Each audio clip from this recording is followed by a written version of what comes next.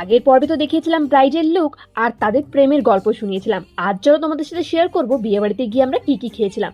খাবারের জায়গায় তো ভীষণ ভিড় ছিল। কোনো রকম একটা জায়গা করে প্লেট একেবারে পুছে বসে পড়েছিলাম খেতে। প্রথমেই পাতে পড়েছিল স্যালাড, ভেজ কাটলেট, কচুরি, কাবলি চানা আর মিক্স ভেজ। একবার মাকে দেখো। মা, আওয়াজ দুটো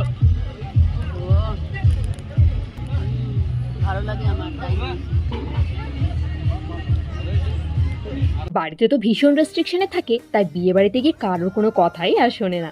তারপর একে একে বাসন্তী পোলাও, মুরগির মাংস, পাঁপড়, চাটনি, দু রকমের মিষ্টি আর সব শেষে এসেছিল ঠান্ডা মিষ্টি দই। আহা, এটার স্বাদ যে কি চরম ছিল, অসাধারণ। তারপর দেখা হলো আমাদের পাড়ায় ছোটবেলা থেকে বিক্রি করতে আসা ফুচকা কাকুর সাথে। প্রায় 11টার সময় আমি 4খানা ফুচকাই মাত্র খেয়েছি, তারপর সোডাও ছিল, সেটা আমি খাইনি, মাই খেয়েছে শুধুমাত্র।